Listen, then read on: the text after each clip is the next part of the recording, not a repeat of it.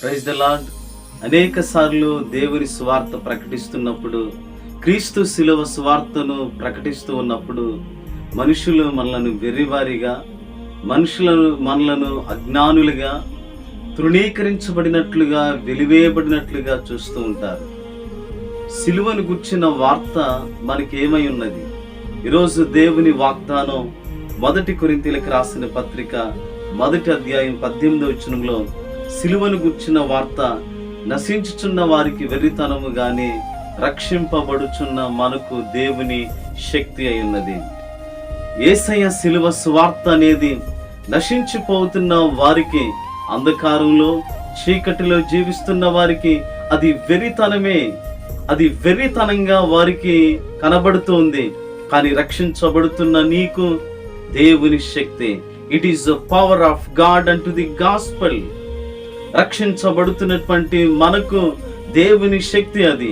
మనల్ని బలపరిచేది, మనలను కృపతో నింపేది, మనలను ముందుకు నడిపించేది, మనలను నిలబెట్టి స్థిరపరిచేది దేవుని సిలువ సువార్త. ఈరోజు ఆ సిలువ శక్తి చేత నీవు నింపబడాలి. రక్షించబడుతున్నటువంటి మనకు అది దేవుని శక్తే. ఆ దేవుని శక్తి చేత మనం నింపబడి సిలువ సువార్త ప్రకటించే కృప దేవుడు మనందరికీ దయచేయునుగాక. తల్ల వంచండి, ప్రార్థన చేసుకుందాం. అత్యంత ప్రేమ కనికరం గల మా యేసయ్య, నీకు వందనాలు, స్తోత్రాలు. ఈరోజు కార్యక్రమాన్ని వీక్షిస్తున్న మీ బిడ్డలను ప్రత్యేక రీతిలో మీరు దీవించండి, ఆశీర్వదించండి. మీరు మా జీవితాల్లో చేస్తున్న ప్రతి కార్యాన్ని బట్టి మీకు వందనాలు. మీరిచ్చిన రక్షణ భాగ్యాన్ని బట్టి మీకు స్తోత్రాలు. మీ సిలువ త్యాగాన్ని బట్టి మిమ్మల్ని స్తుతిస్తున్నాం.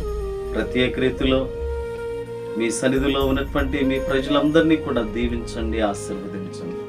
ఈ లేఖనాల ద్వారా పురికొల్పబడి మీలో ఫలించే కృప ప్రతి ఒక్కరికి మీరు కలుగు చేయమని, మీ రెక్కల చాటున అందరినీ భద్రపరచమని యేసయ్య శ్రేష్టమైన నామంలో ప్రార్థించి స్తుతించి అడిగి వేడుకుంటున్నాము తండ్రి. ఆమేన్. God bless you all. ప్రభు మిమ్మల్ని దీవించును గాక. ఆమేన్.